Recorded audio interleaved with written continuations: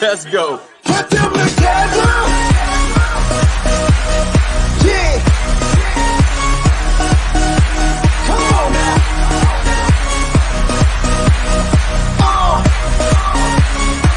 Nah, you go. Yeah. I see you.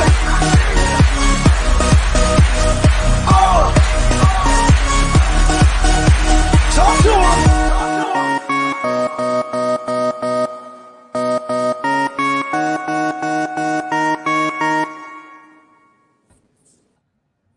Hey, I'm doing I love that music. Thank you, David Potter, right? Hi, Sambo. Hi, Janine. How are you? I am excellent. So I'm going back to my raver days, back in the late 90s, and I'm dancing to the music, hey, you were a 90s child when, you did far too many drugs in the late 90s. I'm just saying. Who are we interviewing today, Janine? We are interviewing Jose Shorty Torres, the one and only 7-time MMA world champion, extraordinaire, all-American wrestler, commentator, UFC veteran. No big deal. Just Shorty Torres. I mean, he's amazing. He truly is a phenomenal commentator.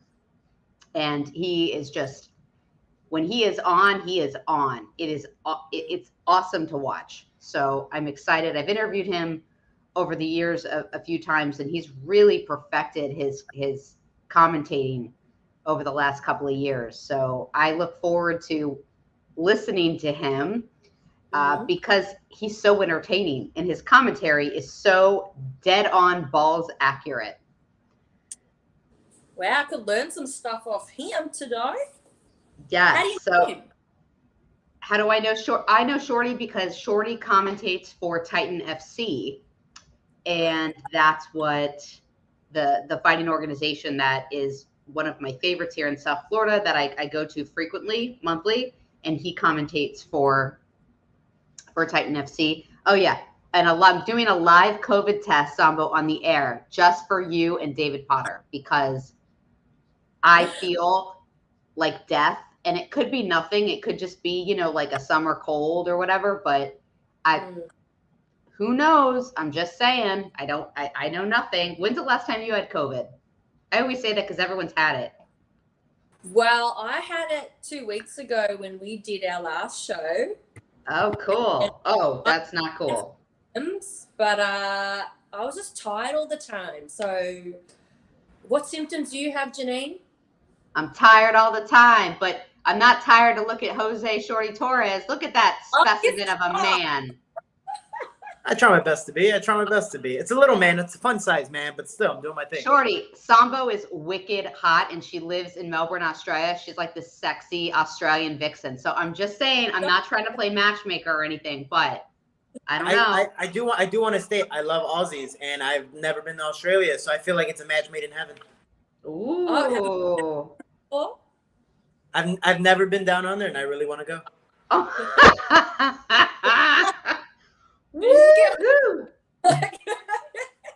Did I do something? Can we get a "That's what she said" please in there? Can somebody say it, please? How do you? Well, we're just talking how you know each other. How? So, when did you first meet Janine, Jose? That I honestly don't remember because I get punched in the head for a living and I meet a lot of people at different events, but I just safely assume it was at a Titan FC event. And I know you and a friend actually came over to my house in Port St. Lucie and filmed the show myself, Dean Thomas. I believe that was about it, but we had a good time and it was just a lot of fun.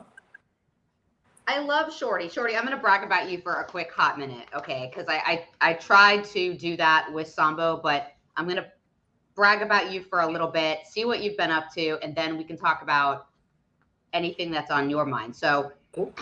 Here I go. Jose Shorty Torres. These are your stats. Are you ready? I'm taking notes just in case. You're taking, okay. 7-time MMA world champion, 2-time International Mixed Martial Arts Federation world champion, All-American wrestler and college graduate.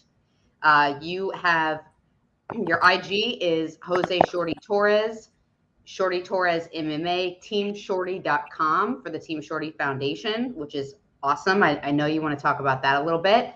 And sexy commentator.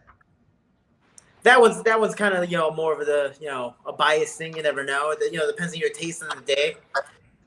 That's true. I'm going to say sexy commentator tonight because I am drinking red wine with a straw. You're loyal and I appreciate it.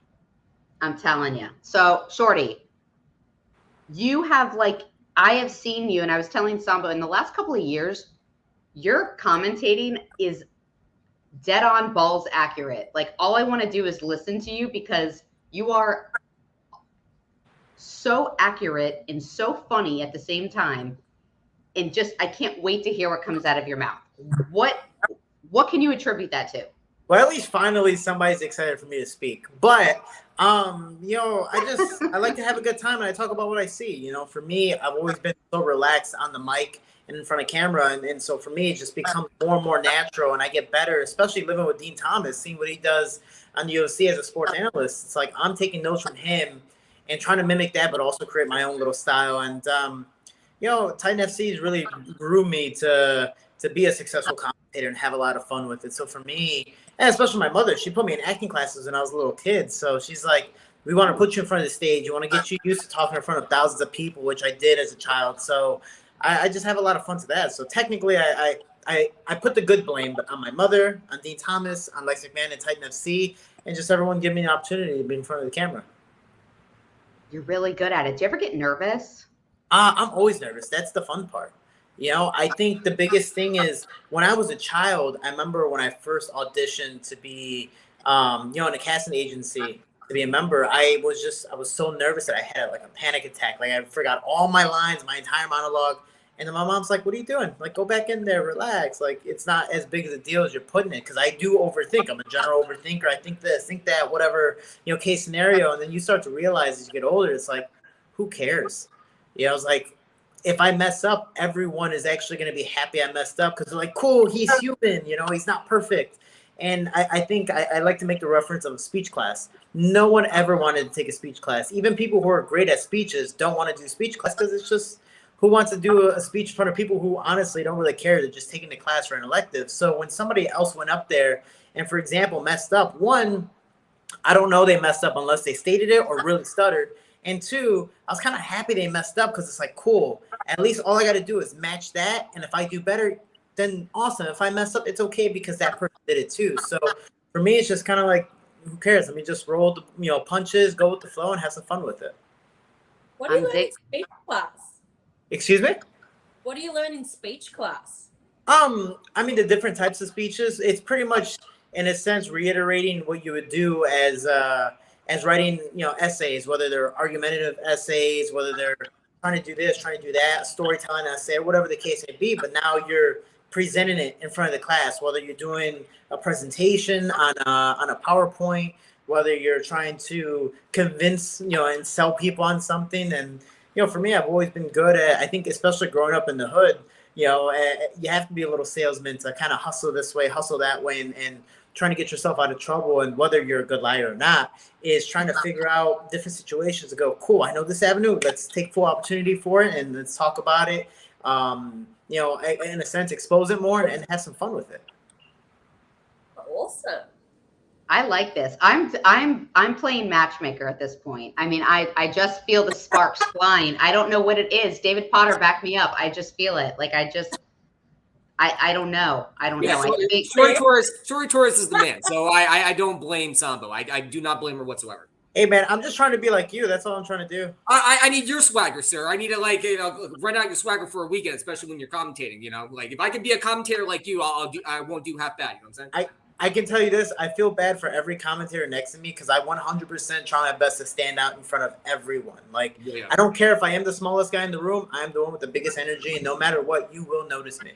Yeah, you can tell by your work, and like you can stand by anybody, you can still stand out. One of the best commentators in the game, hands down.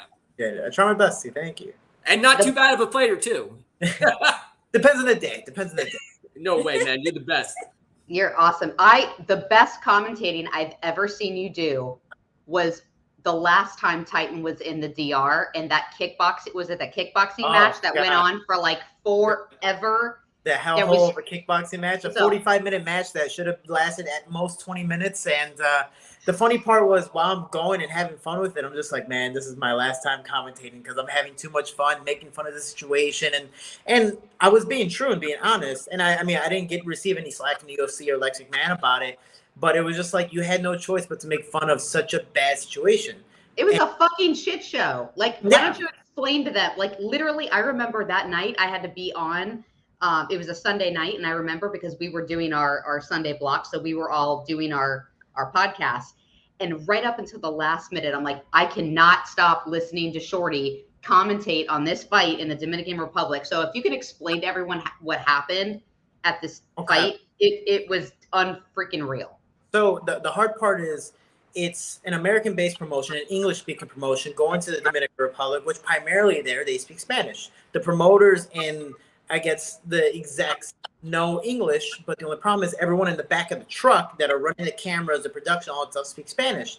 So when you have a guy who's trying to control it who only speaks English, obviously there's some language barriers, and it's like, all right, there's going to be some mishaps, some mess ups, this and that. But as the fight, for the main event or the special main event, if you want to call it, went on, it was kickboxing rules, and the referee only knew MMA rules. So when the fight went down to the ground, there was supposed to be a standing 8 or 10 count, but because the fight went down to the ground, he just stopped it like it was an MMA fight, and there was some controversy. Now, this is where it gets fun. The winner of the bout was Dominican, jumped over the heavyweight, by the way, jumped over the cage, went into the crowd, was like, yeah, he even took like 2 or 3 shots. He's like, yeah, celebrating, having fun, because he won a big fight in front of his Dominican Republic crowd. Like, that's amazing. But then Lex McMahon is arguing with the referee going, dude, you're not doing the rules right. You're taking away a really good fighter in Alex Nicholson's opportunity to shine here, or if not, at least have a fair fight fully, give him a standing 8 count. He's ready to go. Like, he was ready for the 8 count, and you just stopped it. The ref pushed Lex McMahon and almost punched him. And then we had to switch referees because that referee didn't want to work anymore. So another referee jumped in the cage.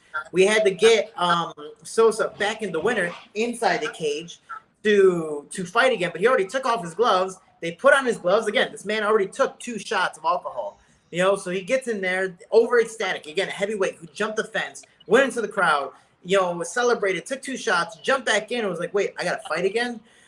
Okay, goes into the second round.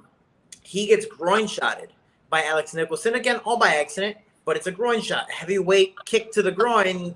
It just sucks. So this guy's in pain, but now he's exhausted because any type of pain just, drains your body. Alex Nicholson's waiting on the side. That takes a full 5-minute break. These rounds are only 3 minutes. So it's supposed to be a 15-minute fight for 5 rounds. Anyways, 5-minute break. The guy continues, fights. The third round comes in. He accidentally groin shots Alex Nicholson now. Alex Nicholson takes a 3-minute rest and then finishes the round. The fourth round comes in. Alex Nicholson drops him. The guy gets up. He drops him again in the 5th round. But now, as he gets dropped in the 5th round, the guy's shorts get stuck to the fence. You can't make this shit up. Like, this was a fucking shit show. It was one of those things where, like, after every round, you were like, what could happen next? And then you're like, oh my, his shorts get stuck to the fence on the floor. What? So it's like, how? Then he gets up and he's just exhausted. Again, the guy took 2 shots, jumped over the fence, heavyweight, yada, yada, yada, took 2 groin shots. and now his shorts get stuck to the fence. Like, how worse can it get? Then at the end of the day, he loses.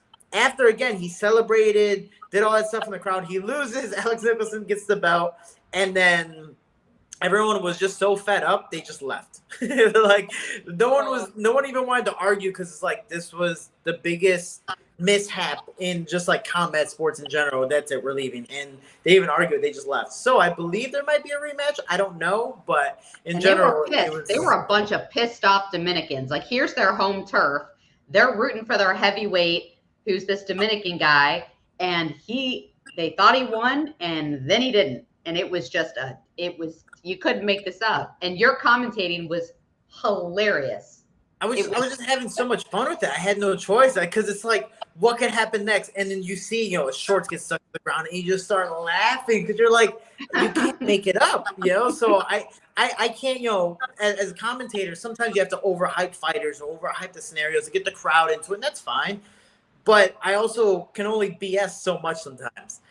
So while this is happening, I was like, oh man, I just have to tell it as it is. This freaking shorts got stuck to the ground. How does this even happen?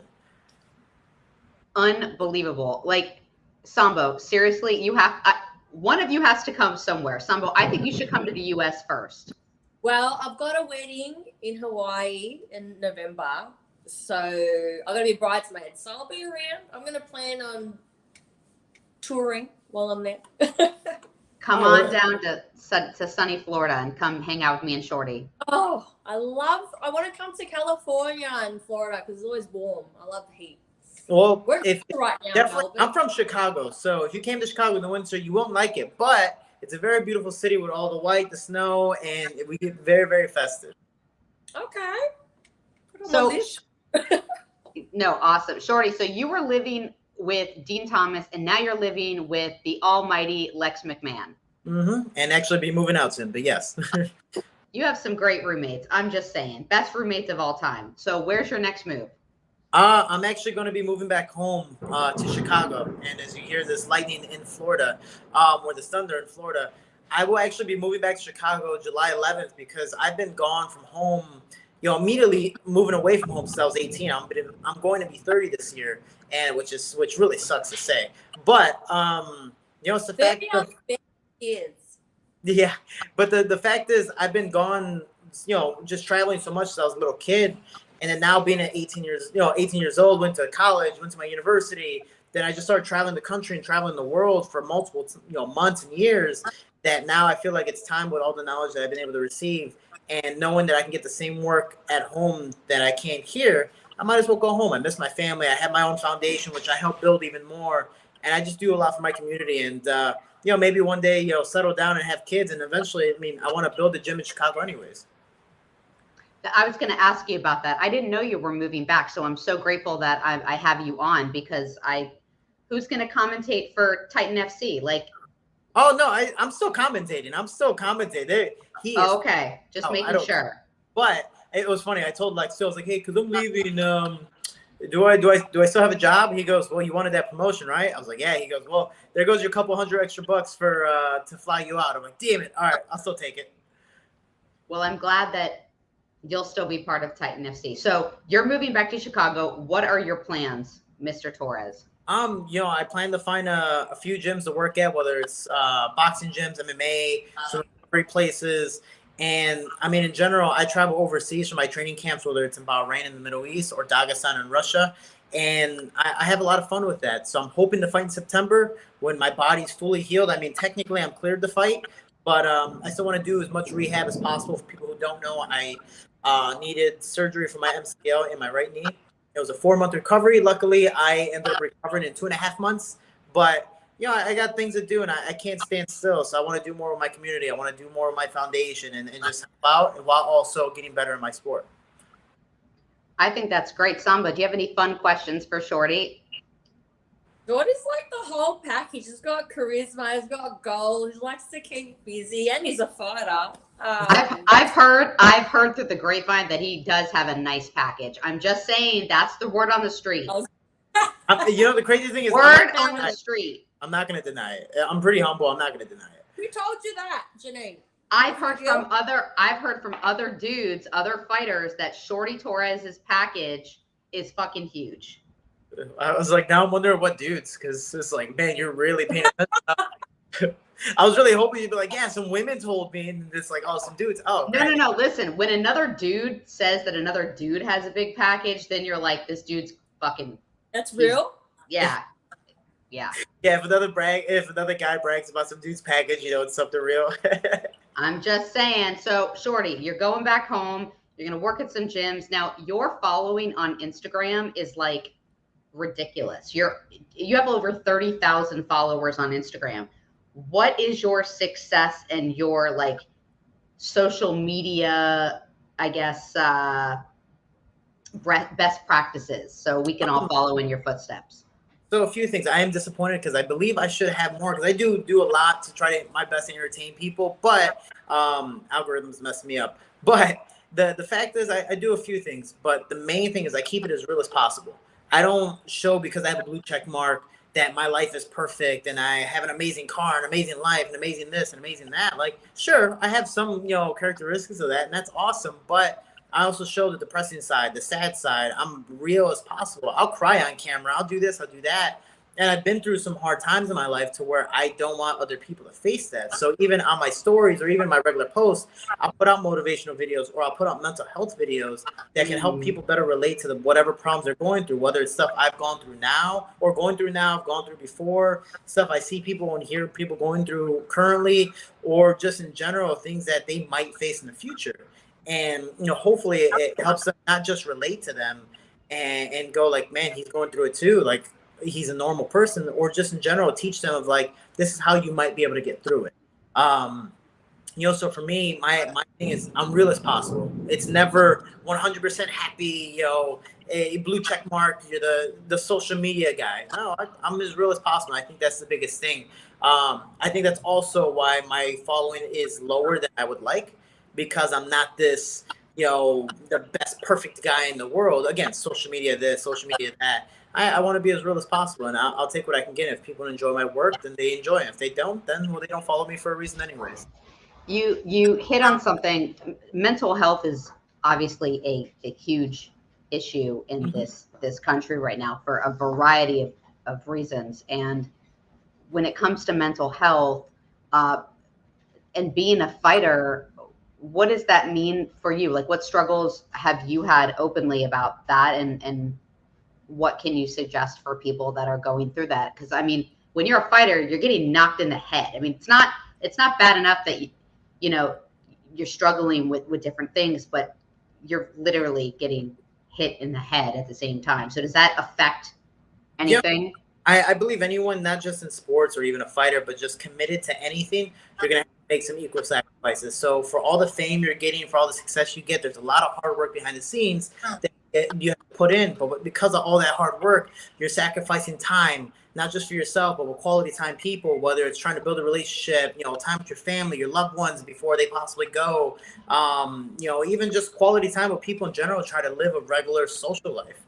If you want to accomplish your dreams, that's why you hear a lot of, musicians or famous people in general going, man, I'm lonely. I just don't have this, because I put in a lot of work for that. So for me, for people who don't know, I was released by the UFC. That was obviously very depressing because I worked my whole life for it.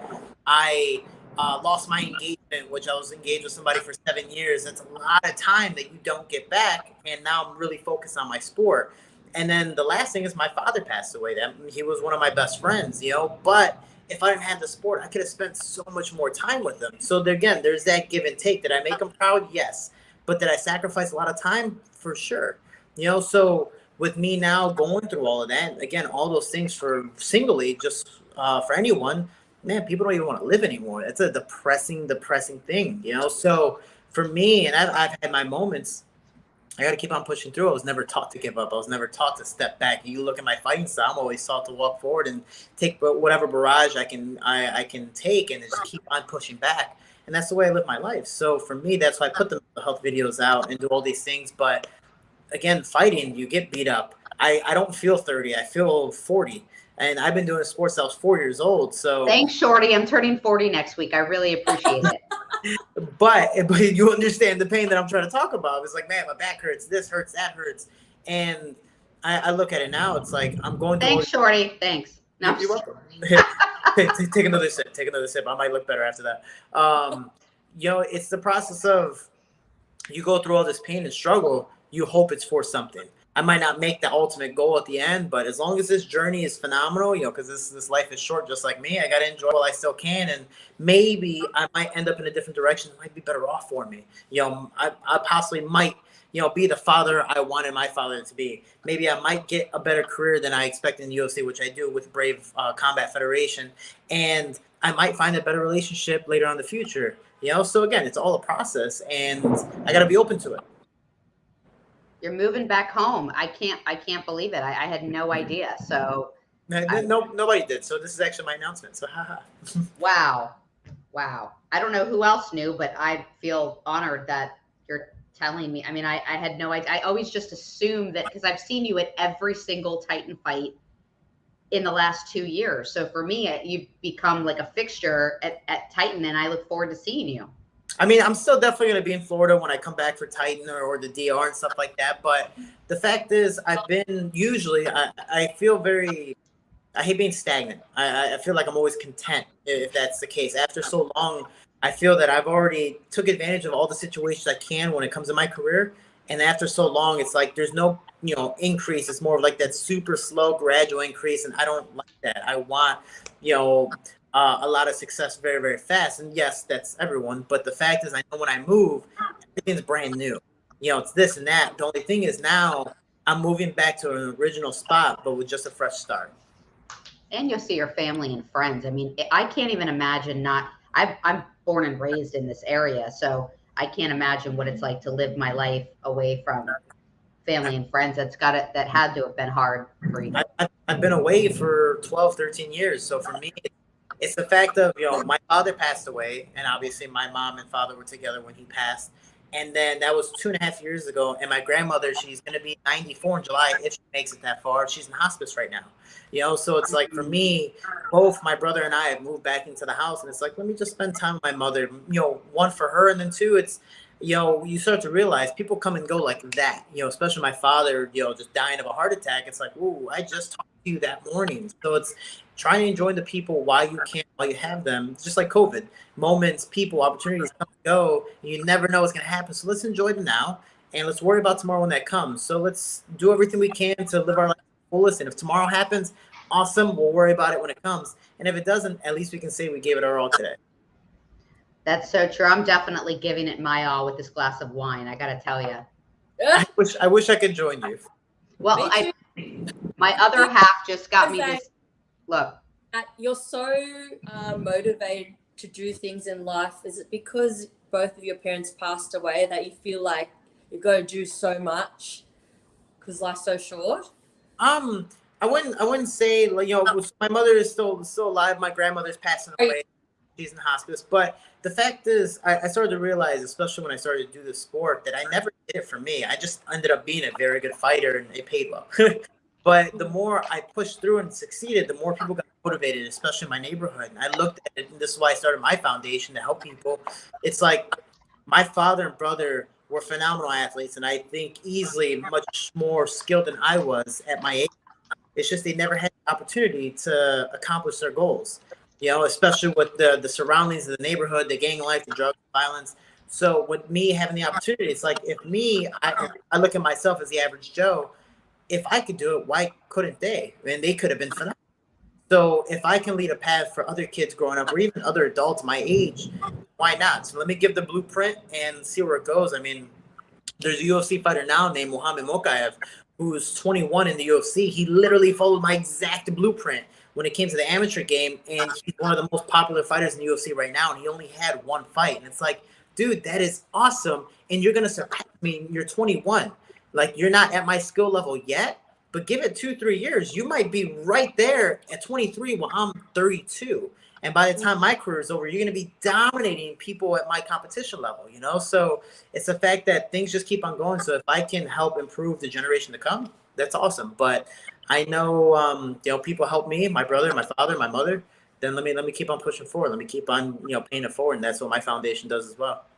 Talk about that. What does your foundation do, and how can we be a part of it and contribute? And So my foundation is the Team Shorty Foundation. It helps keep kids on the streets and inside the gym. And I noticed when I was a kid that as much as I wanted to be outside and hang out with my friends during some moments, a lot of the friends that only hung out outside just weren't anything. You know, they were that crowd that you probably shouldn't hang out with, and Mhm. did a lot of petty things in the neighborhood. And then you realize years later, me now entering 30 and going to see them, I was like, man, you guys are still doing the same thing we did in high school. You know, it's like, what? You know, people, a lot of people just stay content and they do the same, or they naturally, you know, stigma of like, this, we're Latino, or we're black, or we're this or that. So this is all we can do.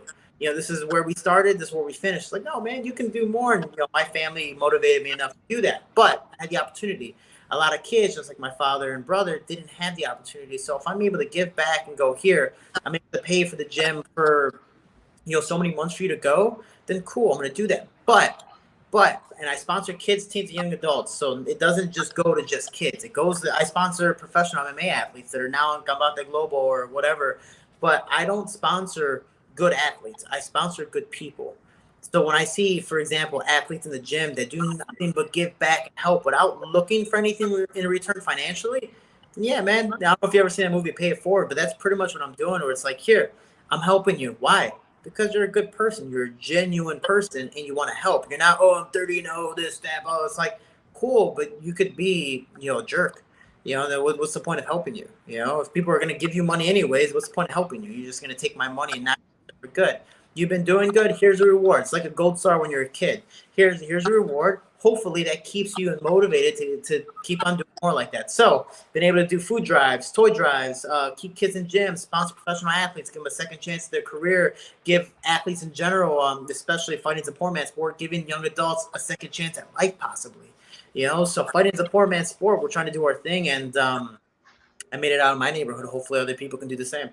Can people donate? Is there a donate option on your website? Yes, so on the teamshorty.com website, I believe there's a foundation link on there where two things you can do. You can donate directly to that page, and or I believe it's only in the US right now. Hopefully, you know, my foundation gets big enough to where I can expand it. But the shop, everything that ships around the shop in the US is 100% of the proceeds go to my foundation. So I don't make any money off of this. I actually lose money off of this in just sweaters.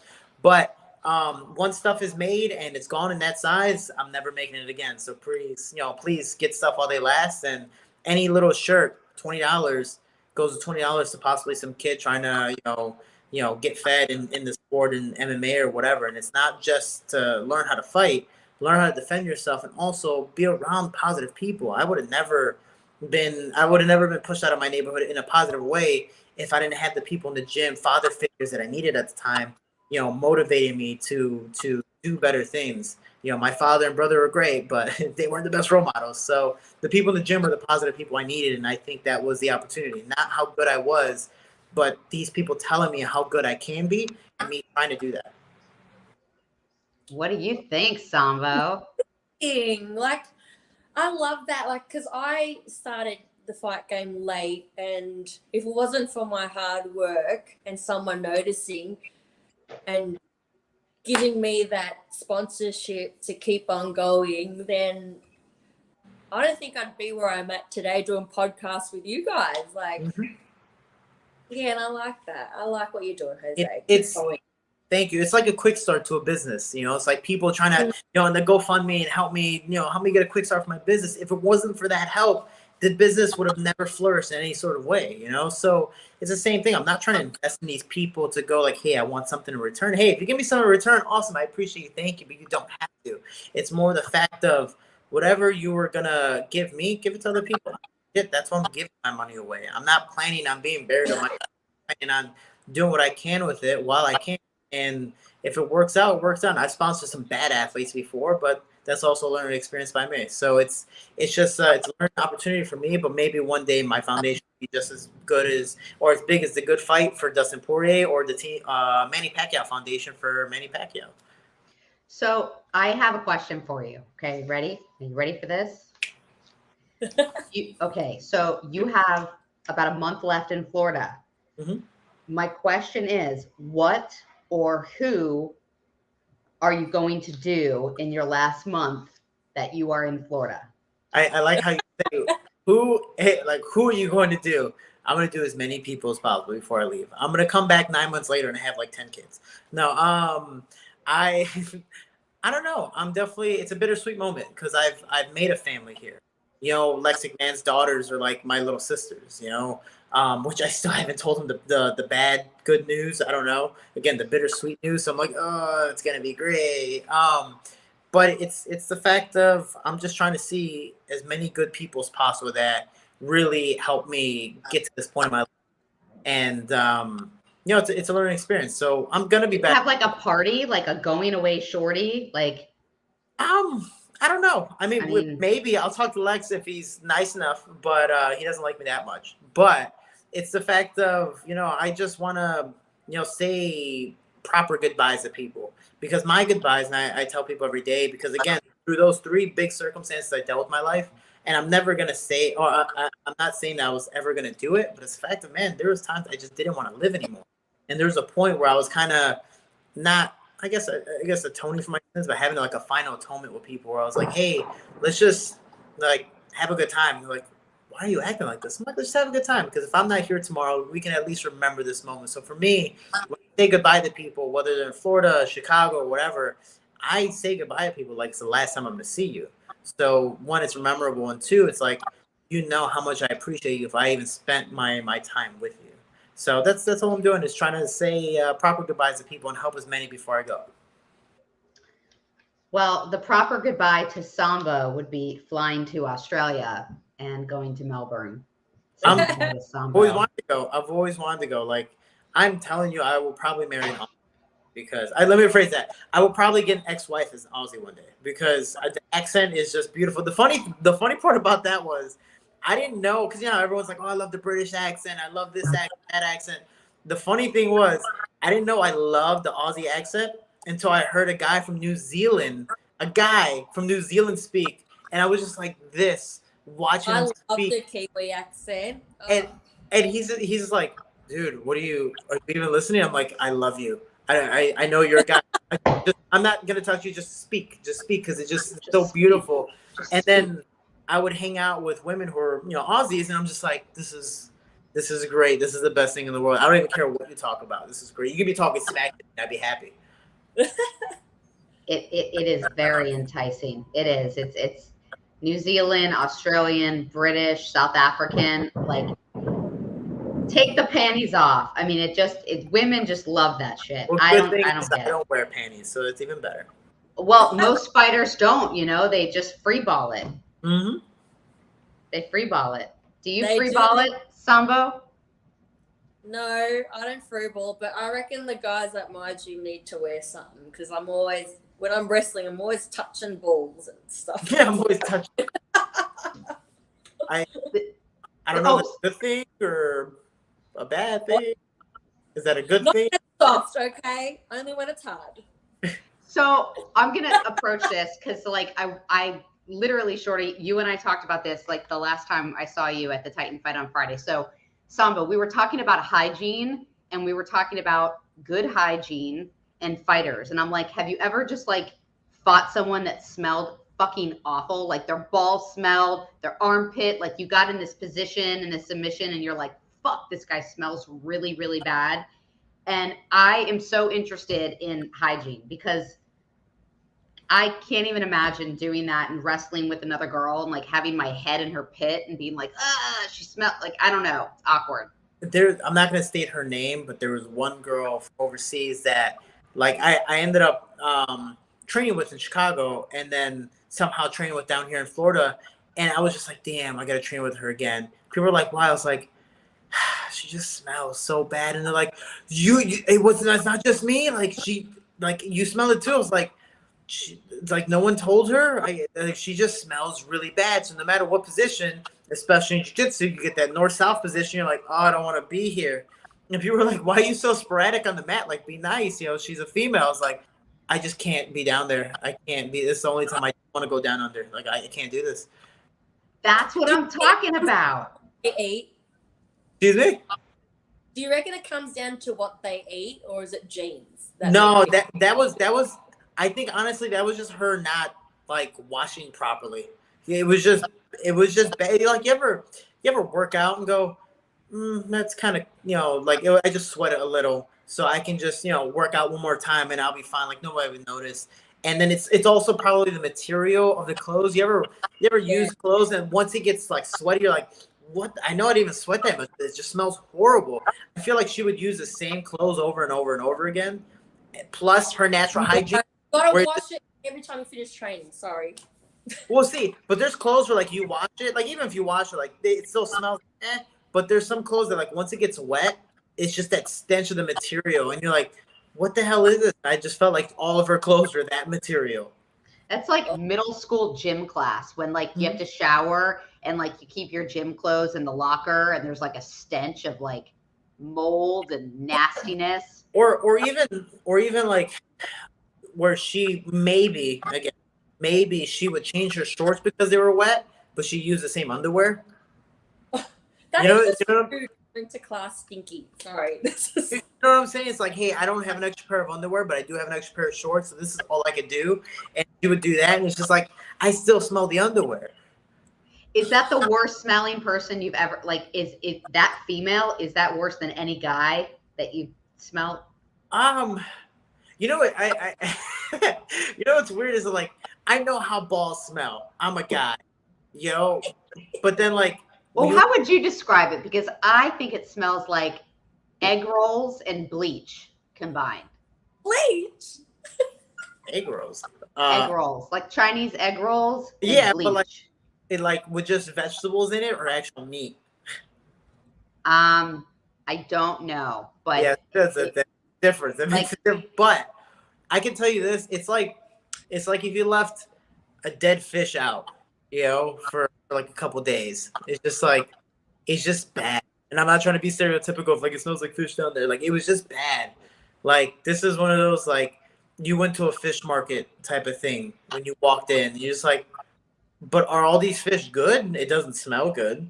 those are those people that smell even after the shower. Like those certain people have that pheromone and that body chemistry. Like you're like, did you shower? And you're like, there's certain people, I guess, that just smell really bad. Like MacGyver. MacGyver does not smell at all. He could be in an attic all day long, putting wires in, rat feces, anything. He comes home and he smells like the golden boy.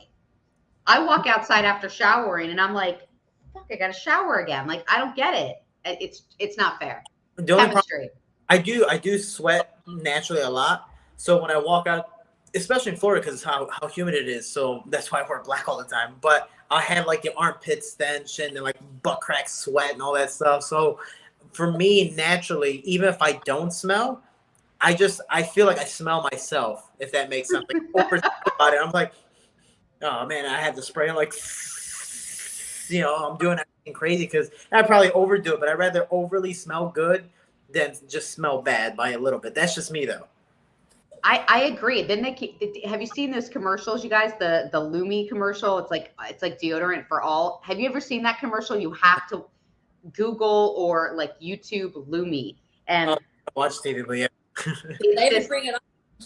It's this deodorant that this American gynecologist came up with, and it's like this deodorant that you like roll on any body part, like the vag, your ball, anywhere. It's deodorant for your entire body. Here, honey, let me use it. Here, you too. Can you imagine? It's like, here, let me, I Here, don't understand.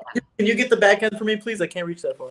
Totally. Like, I mean, my ass is pretty big. So for me to actually clean my ass, it takes work. It's not like a normal person. Like it requires work to clean.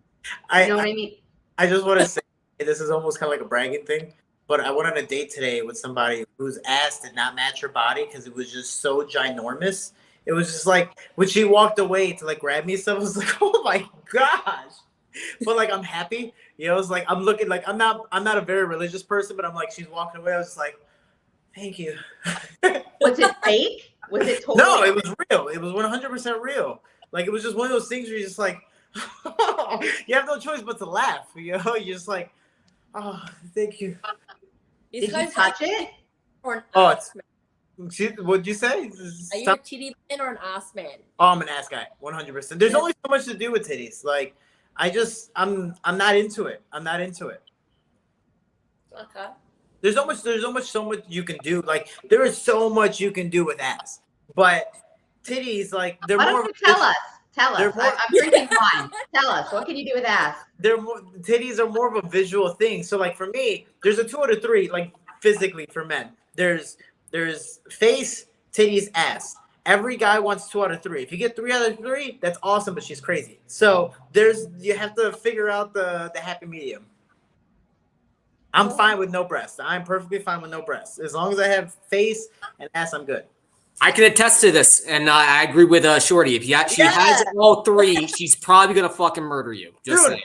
I can tell you this. I actually I had all 3 not too long ago, and I was like, "Holy crap! I have to get out of here because I think she's gonna kill me." Are you a ghost right now? Are you dead already? And like you came back as a ghost and on her podcast? I could be, but dude, it was just so surprising of how gorgeous she was of all 3. I was like, wow, like this is all real. What happened? It was one of those things where I'm thinking we're gonna have a conversation about something, like not an argument, but a conversation about something. And out of nowhere, whatever she was going through, she just took it all out on me. And I'm like, I didn't even do anything. I'm just trying to speak, and I communicated properly. Like everything was good on my part. I really, even looking back at it, I can't even look at the flaws on my side. But I'm like, what did I do? And So she looked good, but she was batshit crazy. Oh, phenomenally crazy. And I also found out, and I guess this is a trend, Dave. I don't know if you can attest to this, but on Tinder, if a girl has a horse, like a picture with a horse, she is crazy. So they're called crazy horse ladies. Yes. I can agree with that. Statistics show that if you are by a horse, you're probably crazy. My best friend owns 3 horses, and she's batshit crazy. And does she ever ride them? Does she ever take a ride on them to the 7th circle of hell to visit her father, Satan? Yeah. I don't know, but that's like Sambo. Like that's like if you go on the dating apps, like it's like men with a stupid fish picture. Yeah, like they do this, or even for example, I guess now in day and age, it's like guys with clock tattoos, like, or back in the day, guys with tribal tattoos are toxic. It's like the little things and nuances that show off that they're toxic without saying they're toxic. Oh, tribal tattoo. I have a tribal tattoo, but this was for guys, and it's a tramp stamp as well. So it's a tribal tramp stamp. So it's a trap, basically. It's a trap. My tattoo. I'm a trap queen. What? I mean, I don't know. I mean, we all make stupid decisions. That's all I'm going to say. I haven't been trapped yet, but if I ever get trapped, I'll just be like, dude, I have every reason to be trapped. It's she was perfect, or she was whatever, even though I didn't want to be with her, whatever. Like, let's say I got someone pregnant, like, did you see what I had to work with? Come on. Also, Shorty, I have to ask you a question, by the way. So if you walk into a girl's living room and she has the live, laugh, love thing, like the mural with all of the pictures, those are people she secretly hates or trying to kill. Yeah, she's very true. She's trying to mentally change me and mold me into what she wants in a man. Yes. And she's been through her traumas, and somehow she's still gonna take it out on you, even though you've done nothing wrong. Correct. And I believe, like, with a girl with that live, laugh, love thing, the difference between her and a washing machine is when you dump a load in the washing machine, won't follow you around for 6 to 12 months. So I have to agree, sir. Yes, sir. Shorty speaks the truth. I'm telling you. That is, at least from experience. I speak from experience. Yeah, absolutely, sir. The people that go through that pain. The GOAT. Just saying. You guys were on the show with the GOAT. Just saying. Wait, so live, laugh, love, that's like a telltale sign that someone's batshit crazy? Oh, absolutely. Uh-huh. Yep. What? Sambo, have you heard of that? Motivational quotes and shit like that are fucking crazy. Well, like, you ever see on Instagram where a girl's whatever in a bikini, like doing this, and it has some random inspirational quotes that have nothing to do with her photo? She's crazy. Right. I think my retirement speech, what I'm going to do is I'm going to say, well, I wanted to give up, and I really wanted to give up and everything like that. But then I saw this random girl with her ass sticking out saying to follow your dreams. And because of her, I never gave up. Yeah. I think that's what I'm going to do. And I got so fucking motivated in many ways that I just kept on going. Sir, you're a gentleman and a scholar. Just saying. So, Shorty, I would really like to, like, I don't know if you date online, but I really want to like sit there and like swipe with you, like on dating apps, and like swipe for you and laugh with you. So it's funny because you know, I have female friends, and sometimes my Tinder app will come up, and I'll just start like, I'll go, okay, cool, and it's literally like a 2-minute thing, and I'm done. Maybe even like 60 seconds, and I'm done. And some girls that will see me doing that, my friends, they'll be like, why you don't even look at their profile? I was like, yeah, because I'm a guy. Like, I visually attract to somebody first, and then will emotionally get attached, compared to, you know, women who need more emotion, because most guys are ugly depending on the situation, what they do. Most guys are ugly, so they're like, most guys are know ugly. more about him. It's like how many girls look at a guy and they're like, oh, he's okay, and then they start looking at, you know, his stats, if you want to say, or his bio. It's like, damn, okay, I'm a lot more attracted because of what he said or how he said, or even his job, depending on what it is. Cool, I swiped you right, you're great. Compared to like, oh, he's an average looking guy, and it's just like 420 whatever, or this that, and it's like very basic. It's like, or a fish photo. You're like, The fish photo and the bathroom selfie is Yeah. awful. Like, why are you gonna, of all the pictures you can put on a fucking dating app, you're gonna put a picture of you in a bathroom so I can see the urinal in the background and you flexing your muscles like in the mirror, like you're in the gym, but there's a fucking urinal behind. Like, what is that? So I gotta after this, then I gotta change some Tinder photos, but you know, whatever. For real, it's like of all the things you put in, like I'd rather a fish than a urinal. I don't know. I mean, maybe I'm old school, but you know. I don't know about taking selfies though. I think that's a bit weird for me. Selfies so fun. Because selfies is like a chick thing. I think it's very girly when a guy does it. It depends, you know, it depends on the vibe and what you're doing. I like showing off my outfits, so I'll take selfies showing off my outfits. Oh, okay. That's all right. Speaking of showing off, I don't know if I'm going to be able to do thing. By the way, everyone shows it. We all always show off the suits. You gotta show off the suits when you're a commentator. Oh yeah, best suits ever. I'm 3 sheets to the wind now at this point with my vino, and look at this kid. I don't understand anything with this at home. The instructions are in Chinese. Look, certificate of quality, that's in Chinese. Like I don't know what to tell you. This came from a fucking Wuhan lab. Did you get like a solution and like a little? Yes. You know what? If you die, you die. It's okay. I mean, I'm gonna figure this out later. In the test tube. You know, I that makes me wonder, because especially with how COVID's treated today, we're like almost no one cares. It's almost like, why take the COVID test to say you're positive? Just stay home if you're sick in general. Well, if I'm sick, here's the thing though. I am old school. Like if I'm not dying, I will go to work. But in the new normal of COVID, I feel like that would be selfish to do to anybody. So I would rather know and be safe and not harm others than do that. But in the past, if I had a cold, if I had a sore throat, if I had whatever the case may be, I would go to work, because if I don't work, I don't eat. So well, natural customs in Japan, because they're such a respectful nation, is when someone's sick, whether obviously COVID, this is pre-COVID, people would wear a mask to go, hey man, like I'm sick, just to let you know whether you want to stay away from me or not, because they're such in big trains and it's so populated and this and that. If they're any type of ill, some people will wear masks to help the general public, or even just to warn them, like, hey, I'm sick, yeah, kind of give me some space, you know. And that's, so if you want to do that, go to work, but wear a mask, and maybe that'll be the same. But in the US, especially in the States, they're just like, everyone gives you that stink eye, especially in Florida. They're just like, why are you wearing a mask? It's not mandated. Why are you doing this? Are you that sick? Why don't you stay home? Everyone is very judgmental. I'm going to put on my mask, I'm going to put COVID positive, and that way everyone knows, so I'm not trying to hide anything. What do you think? You could do that. You can put it on the front and put it on the back. Yeah, then I'm not hiding anything. Then it's up to them if they want to come closer, they want to be in my dance space. or whatever. I don't know if I'm gonna be able to do this, David Potter. I mean, this. I can't even. Oh, here's the nose swab. That's always fun. Do Sambo, it. how's COVID over there in Australia? We don't hear much about it anymore on the news. Like every day when COVID was bad, we'd get a daily tally of how many people have got it. But now I don't hear about it. It's kind of disappeared. Like I had it 2 weeks ago, and my friends were saying you're late to the game. Like it's monkeypox now. That's the trending thing to have. Yeah. So if you don't have any tabs on you, who cares? But like, if you got it, just stay home. That's our thing here.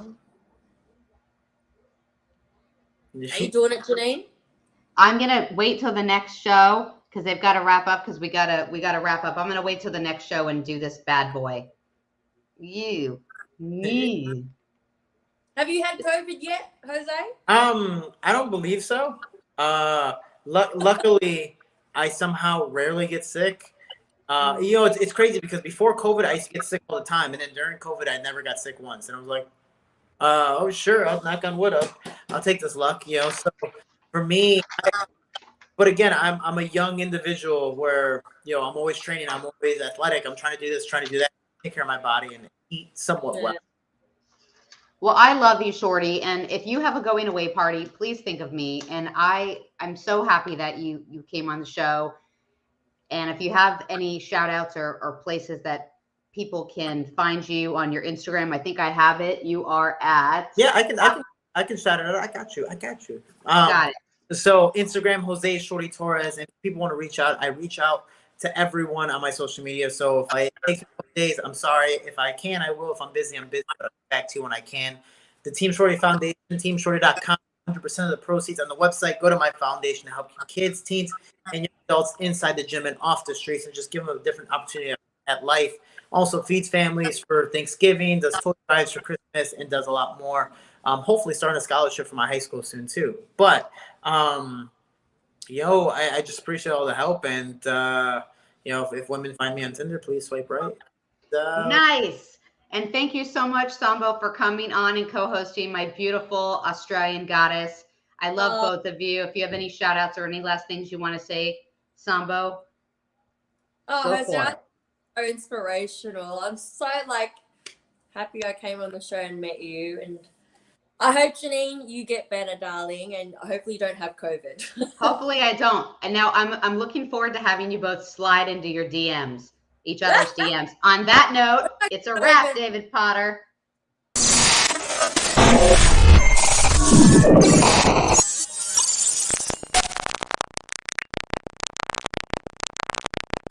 Having a hard time going back to the gym after working out at home? Well, now you don't have to with the X-Bar. The X-Bar from X-Bar Fitness is an incredible gym alternative that gives you the same intense workout you get at a full gym with hundreds of machines. One X-Bar alone provides the same workout as a cable machine, bench press, dumbbell set, free weights, leg press, barbell set, and all these other machines. Stop wasting time debating whether or not you should go to the gym. Order the X-Bar to get a quality workout in the comfort of your own home.